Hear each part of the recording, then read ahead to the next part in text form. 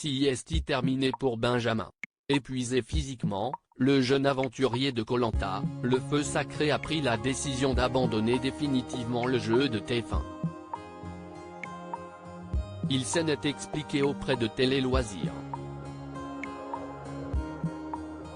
Blessé la semaine dernière après avoir fait de la plongée, Benjamin avait dû passer par l'étape infirmerie. Bonne nouvelle, le jeune Marseillais était toutefois de retour dans sa tribu ce mardi 21 mars dans Koh Lanta, le feu sacré. Mais épuisé physiquement, ce dernier a toutefois pris la décision, devant Denis Brognard, d'abandonner définitivement le jeu. « Je suis à bout, ça touche mon moral, je n'arrive plus à avancer. Je m'excuse auprès de tout le monde. Je ne peux plus rien faire. Je décide de quitter l'aventure et les jaunes. » Benjamin voit donc son allié Tania, éliminé lors du dernier conseil, revenir dans l'aventure. Le candidat revient sur son parcours auprès de Télé Loisirs. Benjamin, Koh Lanta 2023, abandonner était la seule décision à prendre. Télé Loisirs, Denis Brognard vous a indiqué que tous les aventuriers ayant abandonné de leur plein gré finissent par le regretter. Est-ce le cas aujourd'hui? Benjamin, honnêtement, en répondant à mon état à ce stade de l'aventure, je n'ai aucun regret. J'étais vraiment au bout de mes capacités physiques. C'était impossible de faire autrement, donc c'était la seule décision à prendre. Est-ce votre accident de plongée ou une accumulation qui a provoqué votre abandon? Non, Sieste un tout. Le manque de nourriture, l'affaiblissement physique, l'humidité, les nuits très difficiles. Et évidemment cette otite avec l'interdiction de mettre la tête sous l'eau pendant une dizaine de jours. Sieste tout ça qui m'a fait craquer. Avez-vous pensé à abandonner dès votre passage à l'infirmerie? Non, même si ça me trottait un peu dans la tête.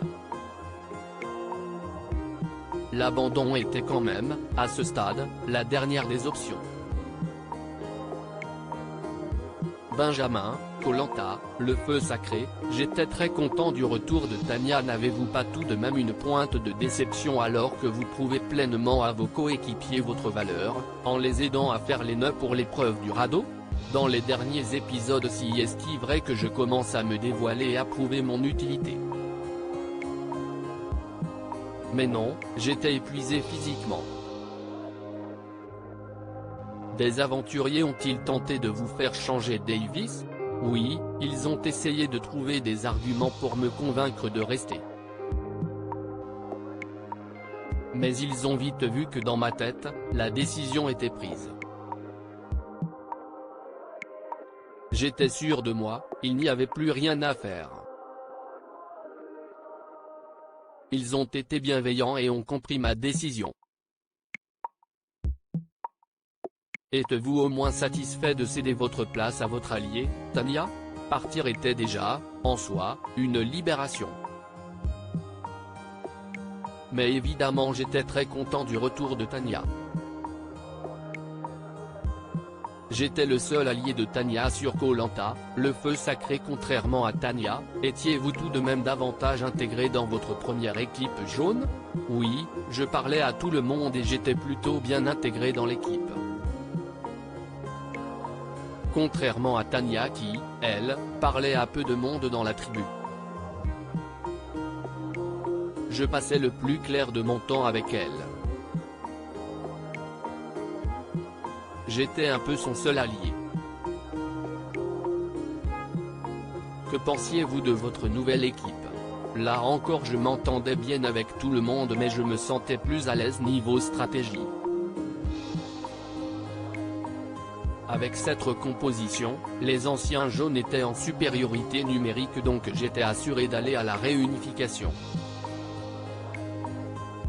Lors de cet épisode, vous faites face à un déluge tropical. Comment avez-vous géré toute cette pluie? Sincèrement, je n'ai jamais eu aussi froid de ma vie. Vous grelottez et vous n'avez rien pour vous réchauffer. Ni serviette, ni couverture. Il n'y a aucun moyen à part se serrer les uns contre les autres. Je n'avais jamais vécu ça de ma vie. Mes cheveux longs étaient un handicap sur Koh Lanta. Avec le recul, que changeriez-vous de votre aventure? Honnêtement, rien. Peut-être prendre plus de poids avant de partir sur Koh Lanta, car CST, je pense, ce qui a joué sur mon affaiblissement physique. On connaît les problèmes d'hygiène sur Koh Lanta. Pourtant, vous arborez une coupe de cheveux très longue. C'était clairement un handicap. Il faisait tellement humide que mes cheveux l'étaient également en permanence. CST super désagréable. C'était une hantise sur place. Avec les cheveux courts j'aurais été meilleur. Rire, à lire aussi. Je ne vais pas dévoiler sa vie, agacé, Tania, Koh Lanta 2023, dément les rumeurs de rapprochement avec Benjamin.